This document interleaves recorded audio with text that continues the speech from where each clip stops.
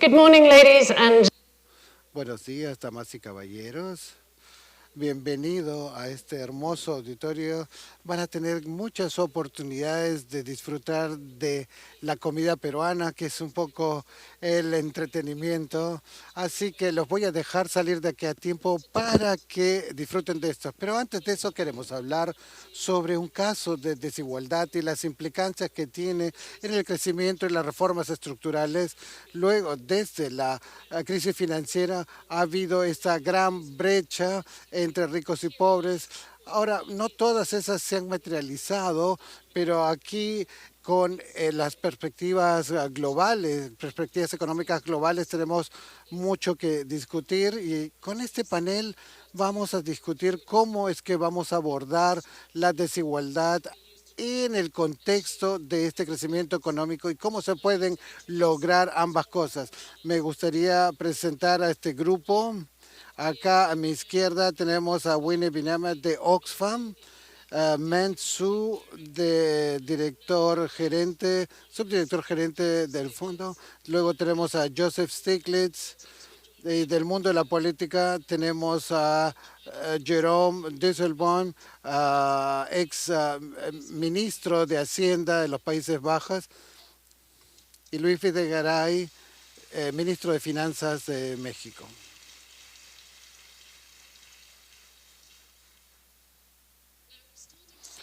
Estamos empezando a ver esta creciente evidencia de que cuando un país rico se hace más rico, la salud económica del país puede sufrir. Al mismo tiempo, hay una perspectiva que las reformas estructurales pueden ser buenas, pero también pueden ser malas para la desigualdad. Entonces, quisiera ver cómo este concepto, que es visto como malo, si están de acuerdo o no. Joseph Stiglitz. Por supuesto que la reforma estructurales es una gran canasta donde hay de todo. No estás hablando de recortes de impuestos o de gastos que llamamos reforma estructural. Así que realmente no significa mucho. Déjenme ilustrarlo. Por ejemplo, los Estados Unidos empezamos con algunas reformas estructurales allí en la década de los 80 con el presidente Reagan y nuestras reformas eran la liberalización, sobre todo en el sector financiero, bajar los impuestos. Y se pueden llamar reformas estructurales. ¿Cuál fue el resultado? El resultado que 30 años después todo el crecimiento pasó al 10% de los mejores ingresos y el 10% inferior no vio ningún ingreso mejor en sus ingresos. Así que hicimos una reforma estructural que desaceleró el crecimiento y tuvo un enorme eh, efecto en la desigualdad. Las reformas estructurales que deshizo eso, que reescribió las reglas del mercado, cambió el mercado, el gobierno corporativo, que incrementó el impuesto a los ingresos, sobre todo en la renta especulativa, en la especulación, en suelo, el dinero que no se usaba para la creación de riqueza. Esas cosas pueden incrementar, pueden bajar la desigualdad e incrementar el crecimiento económico. Así que las reformas correctas pueden hacer ambas, las malas solo hacen una, pero ambas son reformas estructurales. Señor ministro, ¿usted está de acuerdo? ¿Cómo encuentra usted o cómo define la reforma estructural? Estoy de acuerdo con Joseph Stiglitz. Es algo muy amplio. Así que la respuesta sería que depende mucho de qué cosas vamos a reformar y sobre todo el diseño. Hemos hecho reformas en mi país, en los Países Bajos, del sistema de pensiones, el sistema educativo, que todo al final nos va a fortalecer a nuestro país de bienestar, ¿no?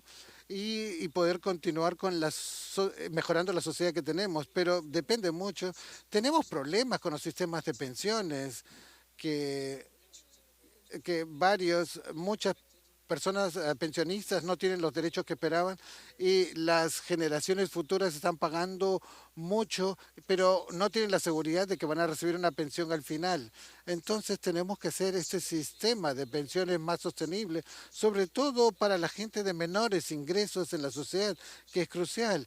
Y la pensión del segundo pilar. En resumen, mucho depende cómo abordamos los problemas y si uno lo resuelve de manera positiva o negativa, esto puede mejorar la desigualdad en la sociedad o no. Esto tiene que ver como pros y contras. Algunas veces es difícil ver cuando uno considera las reformas estructurales, tienes que considerar esto o lo otro. Bueno, estoy de acuerdo con Joe y el ministro, pero léeme intentar un poquito.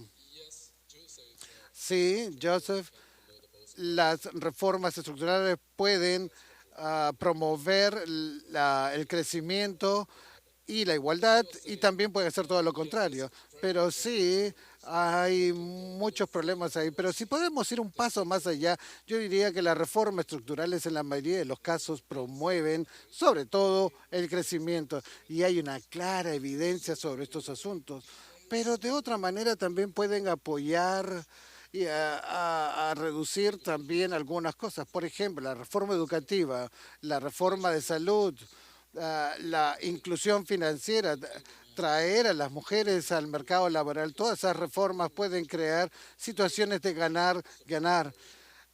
Hacer la reforma estructural, apoyar el crecimiento y también apoyar la igualdad. Pero en otros temas pueden tener pros y contras, pues reforma de la producción, reforma del mercado laboral y también la reforma de las estructuras pensionarias, pero que ha creado grandes problemas en muchos lugares.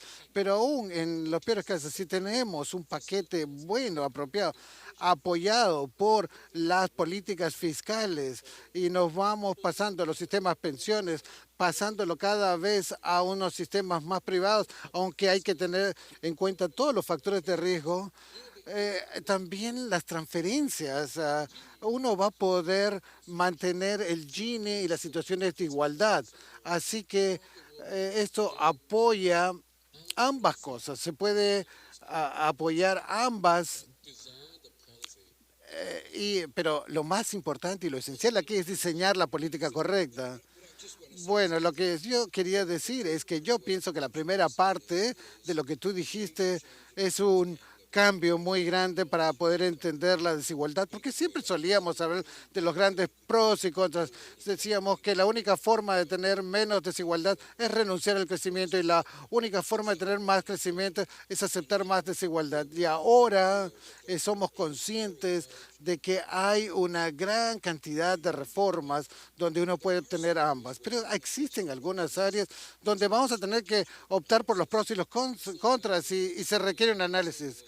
Bueno, me encanta que me estés apoyando, porque entiendo, hay que tomar un riesgo de que te estés alejando un poco de tu posición.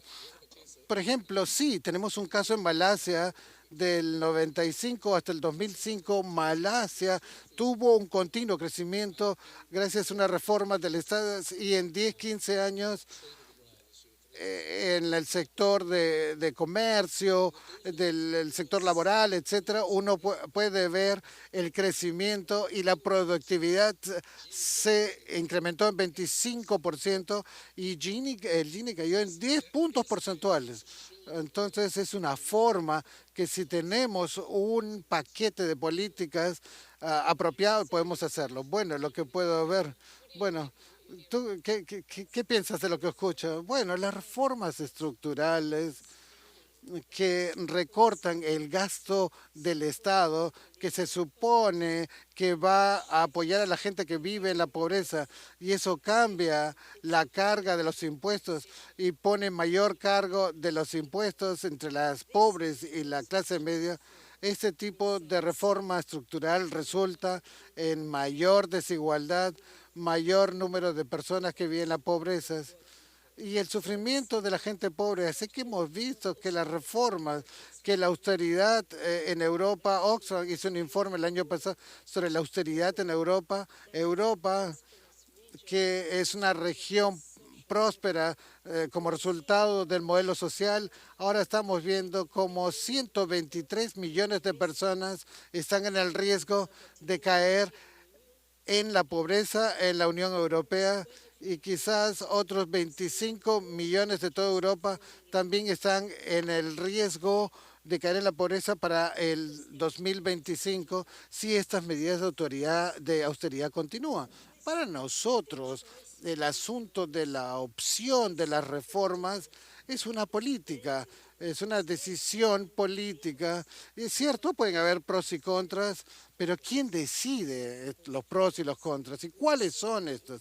Hemos visto que invertir en educación y salud de calidad que sea gratuita para los pobres es vital, no solo para ayudarlos en sus ingresos, sino también invertir en su potencial, diversificar las economías como aquellas de Latinoamérica, de tal forma que existan puestos de trabajo en otros sectores donde la gente pueda trabajar es crucial. El problema muchas veces es de que hay una captura política, que las políticas, estas opciones sobre qué reformas van a estimular el crecimiento y también van a reducir la pobreza y la desigualdad, las hacen algunas pocas personas que han capturado el proceso de toma de decisiones. Así que tenemos que hablar sobre la captura política porque muchos solo quieren comprar un auto y muchos quieren comprar un yate, pero también el dinero te puede comprar leyes favorables o los medios de comunicación o el dinero te puede comprar la impunidad ante la justicia. Así que tenemos que hablar acá de la captura política. Me gustaría escuchar al ministro de Finanzas, Luis Videgaray. Tenemos que combatir esta idea de la captura política. Obviamente, México está pasando por un proceso de reforma. Estaría de que no hay riesgo de captura política. Bueno, primero estoy de acuerdo con el profesor Tigles. El concepto de reforma estructural es demasiado amplio para tener una discusión coherente. Así que tenemos que aclarar de qué estamos hablando. Segundo, en una reforma estructural es siempre una decisión política y sobre todo en una democracia. La forma que hemos abordado este proceso en México es que primero, cuando usamos el término reforma estructural, se refiere a una reasignación de recursos y activos. Y en segundo lugar, promovemos reformas que quiere decir que esta resignación va a resultar en una mayor productividad, pero al mismo tiempo es tener una productividad más democrática. Y hablamos de la democratización de la productividad. La redistribución y la reasignación de recursos y activos va a resultar en una concentración de ingresos y riqueza.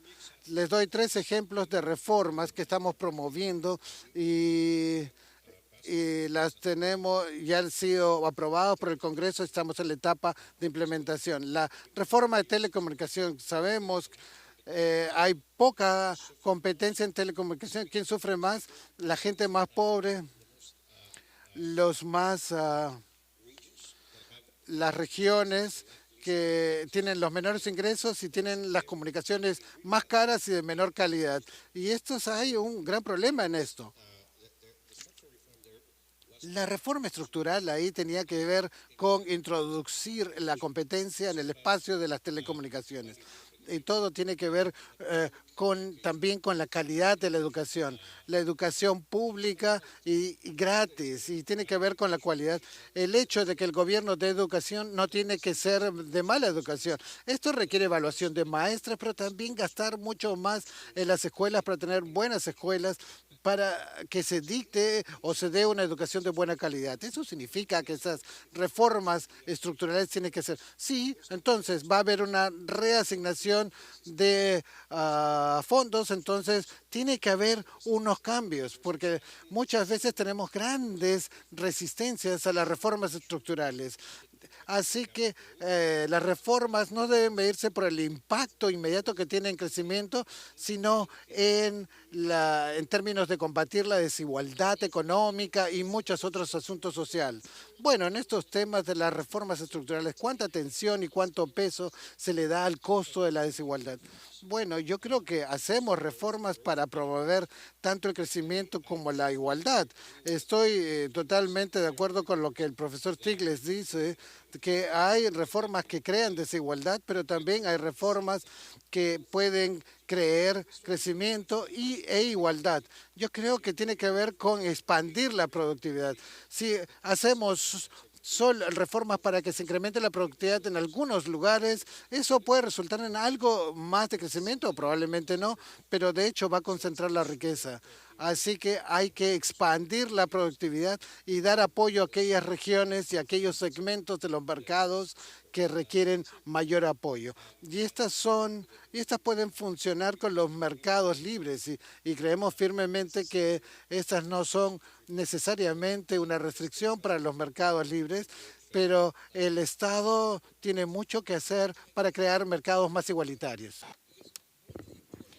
Uno de los resultados importantes de la investigación del Fondo de Engaño reciente es, lo voy a decir yo, una de las áreas de buena investigación ha demostrado que en promedio los países con más desigualdad no les va tan bien, no crecen tan bien, no tienen los efectos positivos, de manera que si se hace una serie de reformas estructurales que no son compartidas, que no comparten productividad y prosperidad, van a crear más desigualdad.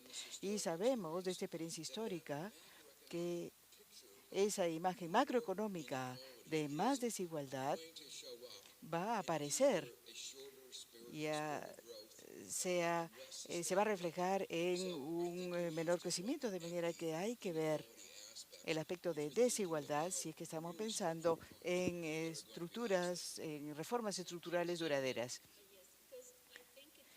Yo creo que ha sido muy útil que el Fondo Monetario Internacional haya eh, hecho informes e investigaciones que nos hablen del vínculo entre desigualdad y crecimiento y cómo los niveles extremos de desigualdad reducen el crecimiento a largo plazo. Pero también lo podemos ver desde otro ángulo. Existe una fuerte correlación entre altos niveles de desigualdad y la estabilidad social. En esta región de América Latina y el Caribe, que es la región más desigual del mundo, hay una fuerte correlación entre desigualdad y violencia social. De las 50 ciudades más violentas del mundo, 41 son de esta región, 41 de ellas, con las tasas más altas de crimen violento, de manera que también tenemos ese problema, el problema de la estabilidad social y su costo para el crecimiento, la violencia, el crimen. Y yo creo que también deberíamos ver nuevamente el tema de la captura política. Y quiero volver a eso. Voy a dar un ejemplo como di ayer. El ejemplo de Colombia. Entre el 2005 y el 2010, cada año las compañías mineras pagaban el impuesto corporativo de más o menos 450 millones de dólares. Pero también estaban obteniendo deducciones tributarias, exoneraciones tributarias de hasta 930 millones de dólares. Entonces, por cada impuesto recolectado de ellas, Colombia estaba perdiendo $2 de impuestos no recolectados. Esta es una de las razones por las cuales la desigualdad, hay tanta desigualdad en esta región.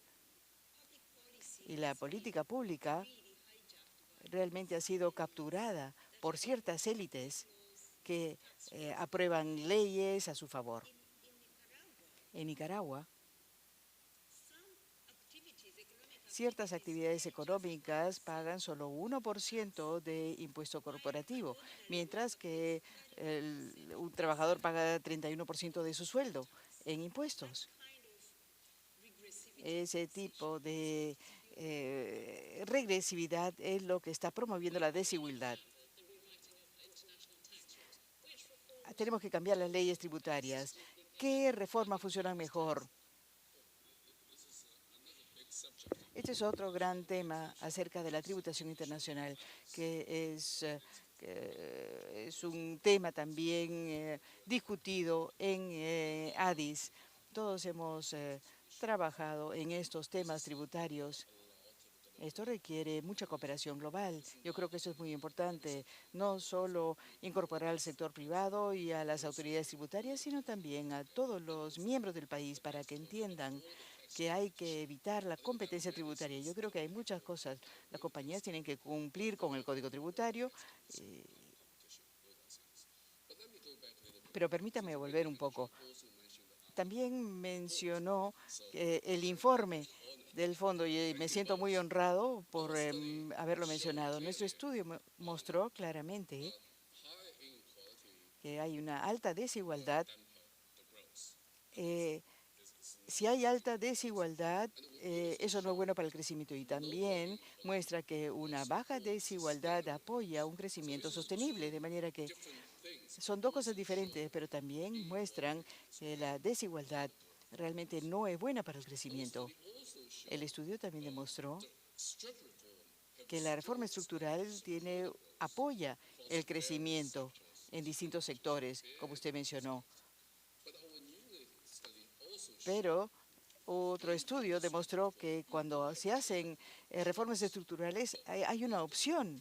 Se puede elegir, pero con las políticas apropiadas, si pueden compensar a los que pierden, especialmente los pobres, pueden hacer las reformas estructurales para lograr tanto el crecimiento como la equidad. En este país, Perú hizo una reforma estructural en los 90 y eso preparó el camino para el crecimiento de este siglo.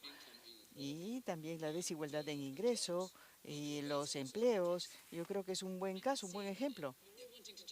Veo que Bureau quiere hablar. Eso plantea el tema de las circunstancias que favorecen más a las reformas. Por ejemplo, si tenemos reformas que crean desempleo y la economía está a pleno empleo, entonces la gente puede pasar de desempleo a los nuevos empleos y eso aumenta la productividad.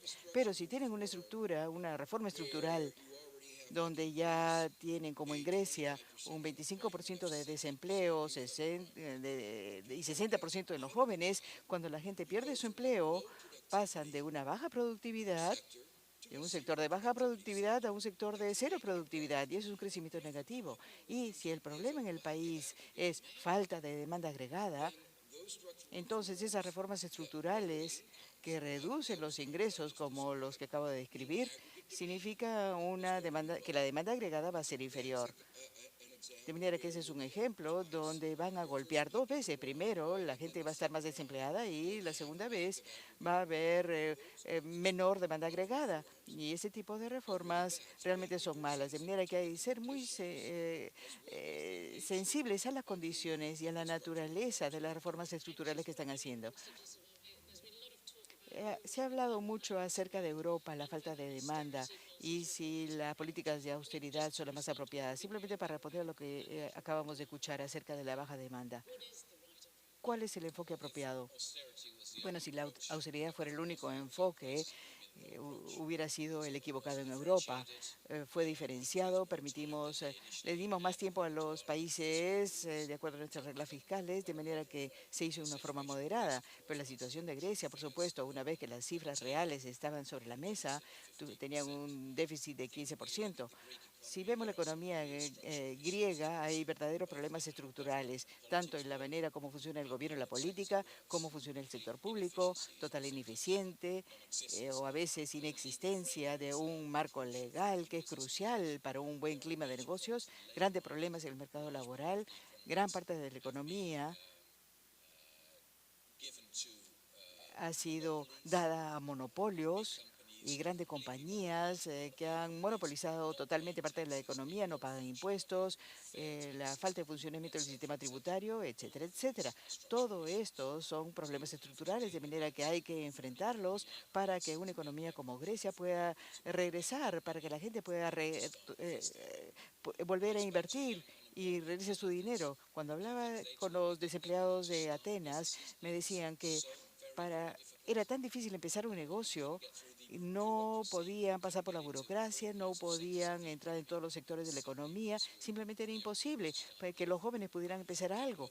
Si no se abre esto, si no enfrentamos estos problemas estructurales, va a ser muy difícil lograr que la economía retorne. Pero a largo plazo, definitivamente en el corto plazo, cómo manejan esta desigualdad que estamos viendo actualmente. Perdón, es muy difícil para mí escucharla. A largo plazo, todas las reformas que ha mencionado tienen que ser implementadas, pero a corto plazo, cuando tienen un alto desempleo y tanta desigualdad, ¿cómo implementan alguna de esas reformas sin dañar o sin incrementar la desigualdad? Es muy difícil. Por ejemplo, el sistema de pensión en Grecia es insostenible, es uno de los grandes problemas, que también tiene un reflejo negativo sobre el presupuesto. La única manera de hacerlo es gradualmente reformar el sistema de pensiones, pero la solución ciertamente no es posponerlo. La otra forma, la otra cosa que tenemos que hacer es, al mismo tiempo, mientras hacemos que el sistema de pensión sea más sostenible, trabajar en un sistema de bienestar social que es relativamente poco desarrollado en Grecia, por así decirlo, de manera que la gran presión social que actualmente existe sobre el sistema de pensiones, las compañías dependen, las familias enteras dependen de las pensiones. Se requiere reformas al mismo tiempo. Yo creo que si enfrentamos una serie de estos problemas en paralelo, los efectos van a mitigarse y el retorno positivo en términos de crecimiento va a ser más fuerte. De manera que hay mucho trabajo por hacer y muchos de estos problemas son de tipo estructural.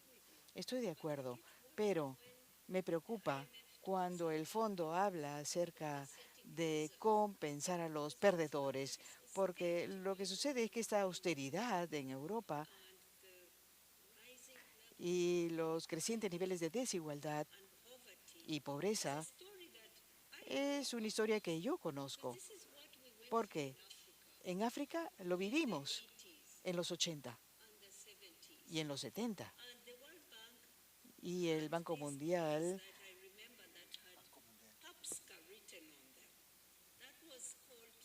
tenía estos topes y un programa para aliviar la pobreza y el costo social del ajuste. Si lo vemos como un problema de compensar a los perdedores, pero de seguir creciendo simplemente por fines de crecer, pero compensando a los perdedores, nos vamos a equivocar porque no funcionó. La pobreza siguió aumentando en África y se estancó el ingreso y fue una situación miserable. Yo creo que tenemos que tener una visión holística y ver qué impuestos y qué beneficios, cuáles son los efectos sobre los ingresos y las condiciones de vida de todos y la gente que vive en la pobreza y ver cuál es el efecto neto. De manera que es cuestión de ver la imagen global, cómo establecen impuestos y también cómo gastan y dónde queda la persona cuando ya se ha calculado todo. Pero este enfoque en silos a las reformas no va a dejar a la gente fuera de la pobreza y la desigualdad va a aumentar. Uno de los puntos importantes, y yo creo que todos estamos de acuerdo, en que hay que secuenciar y las circunstancias son muy importantes. Cuando tenemos 60% de desempleo de los jóvenes, las medidas van a ser totalmente diferentes a si hay empleo pleno. Lo que me preocupa a mí, viendo los datos y viendo el cuarto de siglo que hemos perdido en crecimiento en África, cuando veo datos, España fue uno de los países donde la desigualdad estaba bajando antes de la crisis y ahora la desigualdad está aumentando. Si vemos la desigualdad en Grecia está aumentando y eso lo podemos relacionar con algunos de estos errores, creo yo, de las reformas estructurales y otras políticas. Por ejemplo, una de las cosas que ahora se le pide a Grecia, que para el 2018 tienen 3,5% de superávit fiscal. Esa es una receta para la depresión. Ya están en depresión. 25% van a tener problemas, de manera que cualquier economista, macroeconomista le hubiera dicho eso.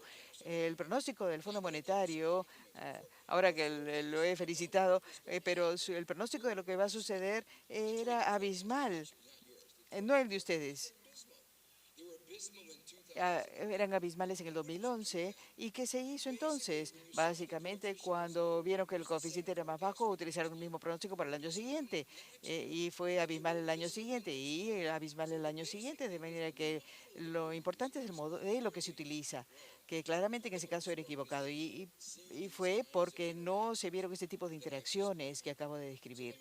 De manera que le puedo dar un ejemplo sobre, sobre las grandes reformas estructurales en México y lo contrastemos con lo que está sucediendo en Grecia. México hizo una reforma estructural muy importante atacando los grandes monopolios. Ellos priorizaron, no dijeron los pequeños negocios, sino fueron tras Telmax, que eran el gran monopolio telefónico.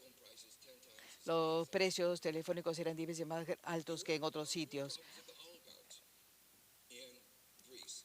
En Grecia el problema es diferente, pero las pequeñas tiendas de la esquina en Grecia no son el gran problema. Y de hecho, y si se hace algo al respecto, probablemente habría tiendas más grandes internacionales que crearían un mayor problema.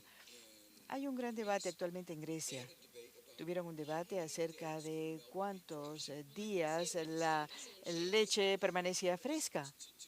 Simplemente para responder al ejemplo de las farmacias. Las farmacias son de propiedad de dos oligarcas que son dueños de la mayoría de ellas, de manera que no es cuestión de una pequeña pyme, estamos hablando de un monopolio de la sociedad que hacen que el costo de la medicina en Grecia sean mucho mayores que el promedio en la eurozona. De manera que el ejemplo está mal. Si fuera cierto que todas son pequeñas tiendas o farmacias, entonces ¿por qué se van a comprar?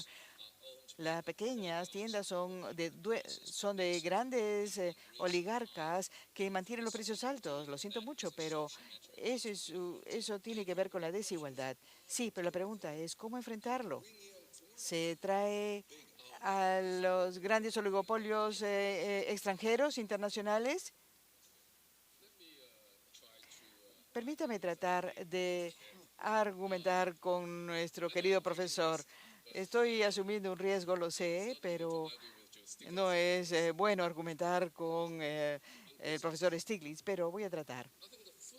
Yo creo que los primeros problemas, tenemos que ser muy claros, no es la falla de la reforma estructural, es la falta de éxito de una reforma estructural incompleta. En Grecia tratamos de hacer la reforma del mercado laboral, no terminado, pero empezó aumentando la competencia. Pero luego hay otra reforma del mercado de productos, donde aumentamos la competencia en el mercado laboral, mejoramos la competencia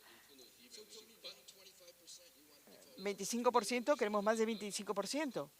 Bueno, voy a llegar a ese punto. Pero el segundo tema es que si no tenemos una reforma en el mercado de productos, si no tenemos una reforma de pensiones, no podemos mejorar la competitividad para toda la economía y para toda la industria.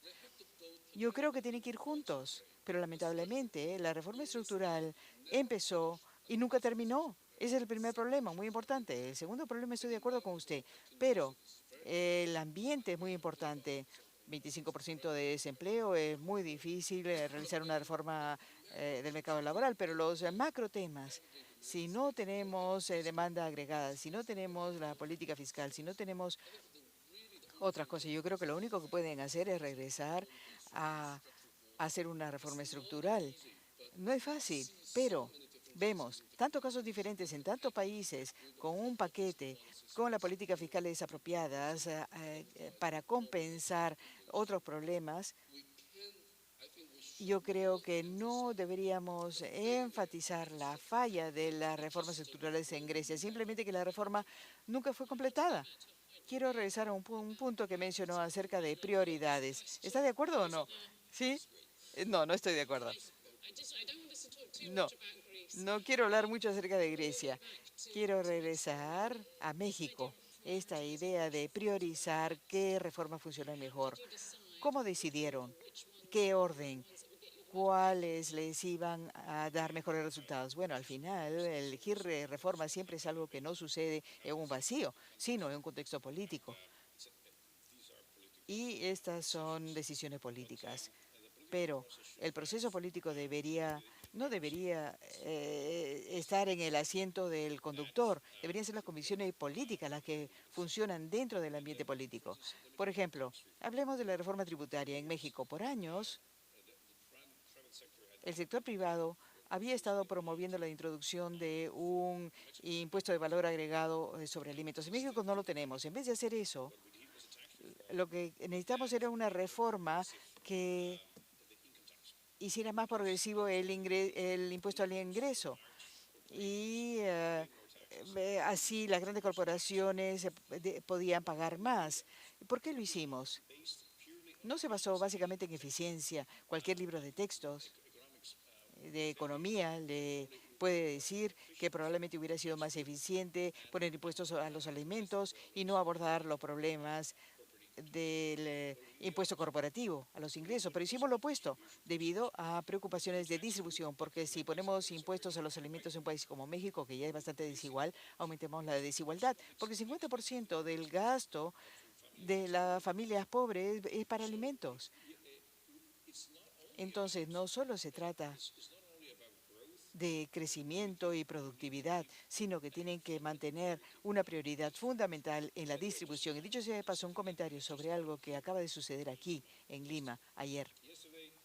Ayer, los países del G20 respaldaron plenamente algo que hizo la OECD, que se llama, es un programa para limitar el cambio, el BEPS, el programa BEPS. Para México esto es irrelevante porque mucha evasión tributaria viene de las multinacionales. Una compañía que ha estado en México durante 30 años, tiene 10.000 empleados y no ha pagado impuestos en una década porque no han tenido ganancias. Y realmente no es que no haya tenido ganancias, sino que las ganancias son transferidas a otro sitio donde el impuesto es menor. De manera que el logro de la OECD y el respaldo de los países del G20 al programa BEPS, eso fue ayer, fue anunciado esta mañana, es un gran logro, no solo para una mejor recolección tributaria, sino también para reducir la desigualdad. Cuando hablamos de reformas, hablamos de educación, pero nadie ha mencionado infraestructura. Perdón, nadie ha mencionado proyectos de infraestructura como una manera de ayudar a crear empleos, ayudar al desarrollo. ¿Es una opción menos popular en términos de reforma que puede ayudar a eh, eh, solucionar esos problemas? Bueno, la respuesta es sí. Sino, todos estamos a favor. Hemos publicado un trabajo sobre el hecho que la infraestructura apoya el crecimiento y reduce la desigualdad, porque ayude a que la infraestructura llegue a los pobres, a las zonas montañosas y también a mediano plazo, lo más importante, no a corto plazo, apoya la demanda agregada, sino a mediano plazo apoya la productividad, aumento de la productividad, de manera que alentamos a inversiones en infraestructura. Debo decir algo sobre infraestructura, pero antes simplemente quería reaccionar a lo que dijo el ministro Videgaray. América Latina y el Caribe realmente han perdido su oportunidad dorada. Estos años de altos precios de productos básicos, de alto crecimiento, la región no ha podido cambiar y crear empleos en otros sectores para la gente. Pero ahora que la región está enfrentando casi un crecimiento cero, un crecimiento muy bajo, la tentación de recortar el gasto social, de recortar las inversiones en educación, protección social y salud, deben evitarse. Este es un momento en que debemos continuar compartiendo el crecimiento a nivel amplio y mantener las inversiones para sacar a la gente de la pobreza. Y la manera de hacerlo realmente es que esta región también es una de las más engañadas Hay dinero que debería ser recolectado como ingresos que no es recolectada debido a las fallas en el sistema tributario. Sí, BEPS es bueno, pero es solo un primer paso. Necesitamos más reformas del sistema tributario corporativo que dé la oportunidad a México y a los países de esta región a recolectar los impuestos justos y que pueden utilizar luego en la economía y diversificarla. Pero en cuanto a infraestructura, yo creo que un gran tema aquí en América Latina también es que tenemos una población bien educada, hombres y mujeres. Las mujeres en esta región se gradúan y también los hombres más de las universidades, pero con una muy baja participación de las mujeres en la fuerza laboral. Y eso tiene que ver con el hecho que realmente no invierten bien en compensar por el trabajo no pagado que hacen las mujeres. Las mujeres se quedan en casa porque tienen que elegir entre cuidar a sus hijos y trabajar afuera, de manera que si pueden invertir en el cuidado de los niños, infraestructura, en transporte público, en las ciudades, y permitir a las mujeres mantener un empleo y también cuidar a sus familias, entonces podrían estar contribuyendo a un mayor crecimiento y reducir la desigualdad entre hombres y mujeres. A ver, vamos a dejar tiempo para preguntas del público. A ver, esto es muy riesgoso. Tengo ahora que discutir con una dama. Los primeros temas, sí. La región América Latina tiene un gran desafío debido a que el ciclo de productos básicos está terminando. Hay una desaceleración en China y otros países. La demanda externa es débil. De manera que sí, hay desafíos, pero no creo que hayan perdido todas las oportunidades. No creo que haya una situación tan grave. La situación tiene buena capacidad. Y si con un ajuste de la política monetaria y fiscal, nosotros vemos un mayor crecimiento el próximo año. Yo creo que la región tiene un gran potencial porque los recursos humanos, los recursos y las grandes bases macroeconómicas han sido establecidas en los años anteriores. Inclusive en los años tan difíciles, no sugerimos que se recorte el gasto social, especialmente en educación, salud, y recomendamos que se desarrolle esta red de seguridad para proteger a los pobres. Yo creo que las autoridades en esta región están adoptando ese tipo de políticas para poder ayudar a los pobres y a las minorías y a las mujeres, de manera que sí, estamos viendo positivamente la región. Yo creo que vamos a tener que detenernos para ver si es que el público tiene preguntas. Veo que ahí se levanta una mano. Sí, se identifica, por favor.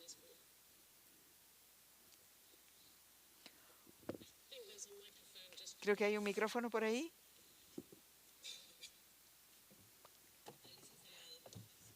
Alicia Salgado de México. Quisiera escuchar del señor Stiglitz. ¿Sabe acerca de la creación de algo para los estados industrializados en México? ¿Cómo podría servir? Y también al señor Videgaray. ¿Por qué el gobierno eligió esta opción para el desarrollo de los estados norteños y los del sur, que son los más pobres de la región? Señor Videgaray, a ver, voy a responder primero. Acabamos de introducir en México una propuesta para crear un fondo de desarrollo especial para el sur de México. La razón es que hace 20 años, cuando se aprobó NAFTA, fue algo muy bueno para el país en general.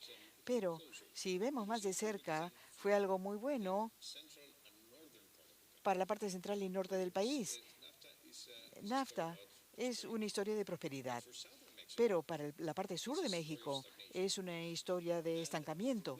Y el enfoque de los últimos 20 años para el sur de México ha sido básicamente una variación de compensar a los perdedores, ese tipo de política, dando subsidios para aliviar la pobreza. Eso ciertamente creemos que no es una estrategia sostenible. El sur necesita una estrategia, una política pública de una política activa industrial para desarrollar la industria y crear competitividad y empleos bien pagados en el sur. No simplemente tener un sur pobre y un norte próspero. Eso significa una intervención diferente. Eh, Eso es simplemente parte de la estructura. Estas son cosas que han funcionado bien. Hay 33.500 de estos programas en todo el mundo. Algunos han funcionado bien, otros no, pero es una herramienta para crear algo que va más allá simplemente de compensar a los perdedores. Y perdedores en México me refiero a una región muy amplia en el sur. Y otra pregunta, el caballero por ahí.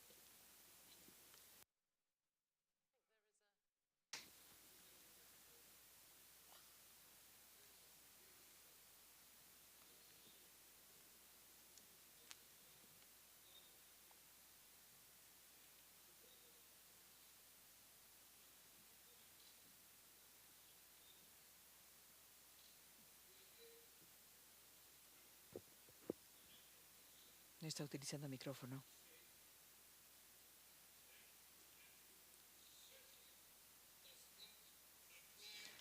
Ciertamente no se aplica al Perú.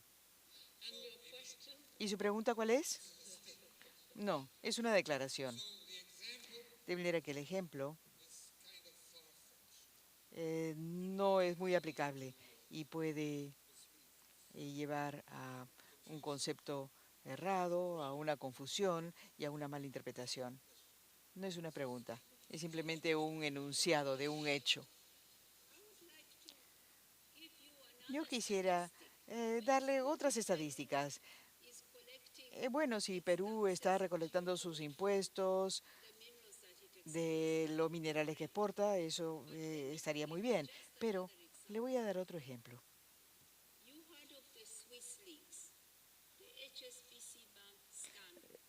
Usted ha escuchado el escándalo del Banco Suizo. En ese escándalo se encontró que los residentes de esta región, simplemente en ese escándalo, residentes de esta región habían mantenido en el banco HTSB 52.000 millones de dólares. Eso es equivalente a aproximadamente 26%, o más bien 24% de todo el presupuesto de salud de esta región. Piensen eso. Esto es dinero en un refugio tributario que podría ser utilizado en el sistema de salud de su país, Perú y otros países, pero que no está regresando. Y eso es simplemente un escándalo del banco HSBC, de un banco en un año, de manera que piense cuánto más está perdiendo la región en términos del dinero que podría cobrar como impuestos y utilizar en sistema de salud y en crear nuevos trabajos. El BEPS es un buen inicio, pero estamos pidiendo una segunda generación de reformas que puedan abordar la competencia tributaria, que mencionó el Fondo Monetario, que va a abordar el problema de los paraísos fiscales y que Perú pueda cobrar lo que es justo. Eso es un problema para Perú, lamento decirlo. Aquí en la quinta fila tengo una pregunta. Soy Alberto Marer, soy jefe del IMIA acá en el Perú. Es para todos los panelistas. Nadie ha abordado el tema de que uno de los mayores riesgos de desigualdad es que en una sociedad desigual, una élite va a traer todo en su poder para perpetuarse. ¿Para quién es la pregunta? Para todos los panelistas. Y voy a explicar un poquito más. El mayor riesgo de una sociedad desigual es que va a tratar de perpetuarse como una sociedad desigual porque la élite va a hacer todo en su poder para beneficiarse del sistema. Bueno, me parece entender. Lo que nosotros sabemos es que la mayor parte de la desigualdad en nuestras sociedades es el resultado de cómo escribimos las reglas del juego. Los mercados no existen en un vacío.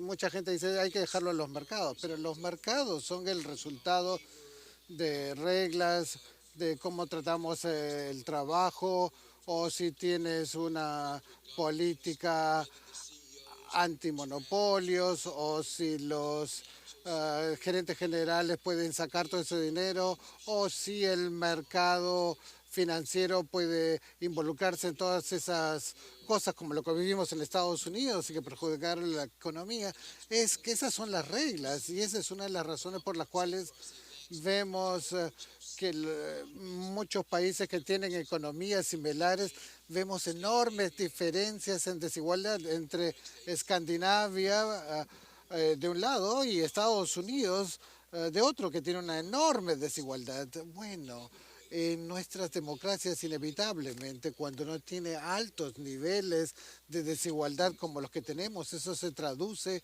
en desigualdad política y esa desigualdad política se utiliza para perpetuar las reglas que mantienen la desigualdad económica. Eso fue un gran logro en México que pudieron reformar el sector de telecomunicaciones. No fue un accidente que el segundo hombre más rico del mundo, según Forbes, tenía una relación con ese sector y fue como resultado de la privatización, que si no, y esa es una buena lección, de que si no hacemos una buena privatización, de que si no lo hacemos correctamente, vamos a crear centros donde se junte toda la riqueza. Entonces tenemos los problemas económicos, las dimensiones sociales de algunas de estas reglas y también las dimensiones políticas de la desigualdad. Siguiente pregunta, la dama. Buenas tardes. Soy Fabiola del Banco Mundial y mi pregunta va para cualquiera de ustedes. ¿Cómo podemos incrementar la igualdad sin perjudicar a los sectores económicos y que cree incentivos en el sector privado para que no se opongan a las reformas? ¿Podrías repetir? ¿Cuál podrían ser los incentivos para el sector privado para que no tengan temor de las reformas estructurales, sino pueden encontrar que esas reformas y no temer que estas reformas bajen sus ingresos? Bueno, voy a tratar de responder esa pregunta si la escuché correctamente. La reforma estructural en general va a ampliar la competencia en el mercado, lo cual es bueno para el sector privado y también para el incremento de la productividad y bueno para la competencia. Así que en ese sentido es un abordaje de mercado. Reducir, por ejemplo, en el sector financiero es las regresiones y también en el mercado de productos, también las regresiones y liberar el potencial para mejorar la productividad. Por lo tanto, esto no sería algo en contra del sector privado. Me parece,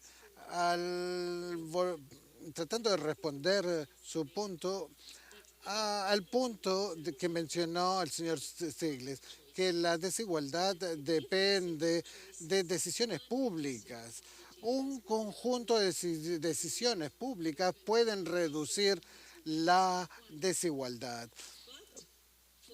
Pero para que esto ocurra, tenemos que abordar este tema de la captura política, de que las políticas públicas están formadas por una pequeña élite económica que está conectada a una pequeña élite política. Así que tenemos que promover porque las políticas públicas se hagan en un espacio donde no solo el sector privado, sino que también los ciudadanos puedan expresar e influenciar esas decisiones. Así que tenemos que hablar de reformas que nos den medios libres e independientes el derecho a los ciudadanos para que se expresen, para que se reúnan y ofrezcan soluciones y reducir este tema del lobismo, del cabildeo. Tenemos que tener leyes contra el cabildeo. Tenemos que reducir el poder de las compañías para darle formas a las reformas. Ahora que es todo completamente legal, las compañías en Europa en el sector financiero pagan 150 millones de dólares cada año para influenciar las instituciones de la Unión Europea. Y el tema más importante de que están haciendo cabildeo es precisamente el de los impuestos. Las compañías farmacéuticas gastan 50 millones de dólares. Tenemos que reducirlo. Esa es una voz que se dan ellos a sí mismos a través de las leyes para darle forma a las reglas. Bueno, ¿cuáles serían las elecciones que ustedes aprendieron cuando trataron de abordar esto? Y me gustaría decir, es el sector privado, al final de cuentas, el que crea riqueza, no es el gobierno. Pero quieres que el sector privado se concentre en crear valor y no actividades que solo buscan renta. Desafortunadamente en una región de Latinoamérica y en muchas otras regiones hay mucho talento, energía e innovación en busca de renta, ya sea a través de las rentas de impuestos o ventajas regulatorias injustas para tener más rentas. Si uno quiere resumir desde mi perspectiva, ¿cuáles serían las políticas estructurales que promuevan reformas, pero al mismo tiempo una sociedad más igualitaria? Es aquella donde el sector privado enfoque toda su energía, creatividad en crear valor para la sociedad en vez de capturar cualquier tipo de renta. Y en términos de reescribir las reglas, ¿esto no es algo que es lo mismo para todos los países o es específico para cada país? Bueno, dos comentarios muy buenos. Bueno, estoy completamente de acuerdo con lo que dijiste, salvo por un punto. Hay esta idea de que el sector privado es la fuente de la creación de riqueza. Y si uno mira más profundamente a las grandes innovaciones que han sido la innovación, el descubrimiento del ADN, del láser, los transistores, todas esas son innovaciones del sector público. El sector privado es el que toma esas innovaciones y las lleva al mercado, porque el gobierno no lo puede hacer. Pero tenemos que recordar que el sector público ha tenido un rol crítico y también el sector sin fines de lucro como las universidades, etcétera, yo diría han hecho un trabajo muy grande para también crear fuentes de valor. Y el segundo cosa que me gustaría comentar es que estamos hablando de este asunto de la participación democrática en la toma de decisiones. Una parte importante es que tenemos que saber qué es lo que está haciendo el gobierno. Y eso es lo bueno de aprender las leyes, de conocer las leyes. En este momento estamos en la tarea de crear espacio y de hacer las reglas. Por ejemplo, el TPP ha sido completamente secreto y la sociedad civil ni los ciudadanos, y ya se acordó esto y todavía no sabemos. Y ese es un ejemplo extremo de donde ha habido una falla en el proceso democrático y donde ha sido capturado para crear un conjunto de reglas que funcionan para un pequeño grupo, pero que inevitablemente yo pienso va a crear más desigualdad en nuestra sociedad. Bueno, se nos está acabando el tiempo y voy a darle una pregunta para que aborden todos, para que la resuman. ¿Qué reformas, si tuvieran que escoger las mejores tres, serían más positivas, de la manera más simplista? Empecemos contigo, Winnie. El tipo de reformas que va a depender del nivel de riqueza en el país, el tipo de economía que tenga, y van a variar. Pero de hecho, las inversiones en salud y educación, en salud pública y educación, que sean gratuitas y de calidad, en sueldos, un sueldo mínimo para los trabajadores y el derecho para negociarlo, condiciones de trabajo, que me parece es crucial para sacar a la gente de la pobreza, reducir la desigualdad, la protección social, pero sobre todo tenemos que romper la captura política.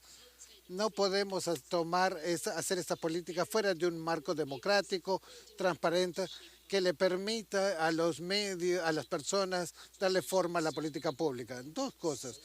Dado que vivimos en un mundo que cambia tan rápidamente, todo el mundo debiera enfatizar reformas estructurales en el sistema de salud, de educación, de pensiones y traer más mujeres al mercado, que también es un tema, la inclusión financiera. eh, Todos debemos hacer esas cosas porque esas son cosas muy importantes para la promoción del crecimiento y para reducir la desigualdad. Pero el segundo tema es un tanto diferente. Para los países de bajos ingresos, la agricultura, comercio, para los mercados emergentes que están más en el sistema de productos, el sistema financiero, en las economías avanzadas, de pasar a reformas del sector servicio también. Así que diferentes países tienen diferentes desarrollos y van a darse reformas diferentes. Estoy de acuerdo con todo el mundo, ha dicho hasta el momento. Eh, ¿Qué es lo que es más importante? Va a depender de la etapa de desarrollo y circunstancias del país. Para añadir 3 puntos a esto, el primero es que el marco general es que tenemos que reescribir las reglas de la economía de mercado para hacerla más equitativa, y es la forma como estructuramos la economía de mercado. Y 3 reglas que me parecen importantes: dar a los trabajadores más derechos, que va a hacerlos participar más en algunas de las decisiones claves, asegurándose de que las mujeres puedan participar más en la fuerza laboral, el transporte público que va a llevar a las personas a sus puestos de trabajo más fácilmente. En segundo lugar, las reformas de las leyes antitrust, que resultan en el régimen actual y sobre todo en Estados Unidos y Europa, en un régimen donde tenemos pocas personas que se llevan un montón y que están dispuestos a desacelerar el crecimiento porque se ha generado una mentalidad cortoplacista. Entonces, uno no puede tener crecimiento sostenible solo pensando en resultados trimestrales. Y por último, reforma en el sector financiero, porque todas las reformas en el sector financieras estructurales han tratado de impedir al sector financiero de hacerle daño al resto de la economía, hacer políticas predatorias, demasiados riesgos, etcétera. Tenemos que hacer reformas para que el sector financiero sirva al resto de la sociedad en vez de estarse sirviendo a sí mismo. Estos son ejemplos, así que aquí está el libro si quieren saber un poco más de reescribir las reglas. Por supuesto, no con fines de lucro. Sí, no es para fines de lucro.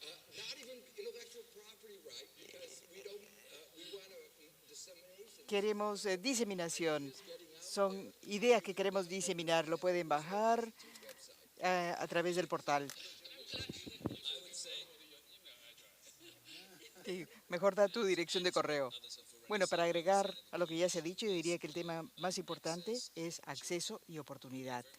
Y depende mucho de cada país. En algunos países el crear oportunidades involucra acceso a la educación, acceso a las distintos niveles sociales a la educación. A veces se trata del sistema tributario para permitir la participación y para estimular la participación en la economía de todos los grupos involucrados. A veces se trata del mercado laboral.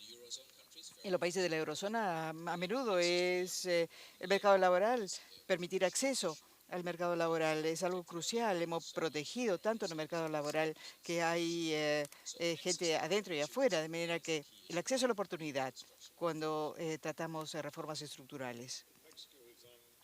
En México hemos tenido 13 reformas estructurales y generalmente me preguntan cuál es la más importante. Como ministro de Finanzas siempre tendo a decir que la reforma financiera o tributaria, pero no es cierto. Hemos hecho una reforma de telecomunicaciones muy importante que hemos mencionado, pero ciertamente la más importante reforma de esas 13 es la reforma educativa. ¿Por qué? Porque es una reforma que es duradera, es buena para el crecimiento, pero también muy buena para la igualdad, porque trae igualdad y libre acceso a la educación gratuita en todo el país. Muchísimas gracias. Simplemente quería agradecer a los panelistas, el ministro de México, el señor Videgaray, el ministro, el presidente de Eurogrupo, la presidenta de la directora ejecutiva de Oxfam y el subdirector gerente del fondo. Muchísimas gracias.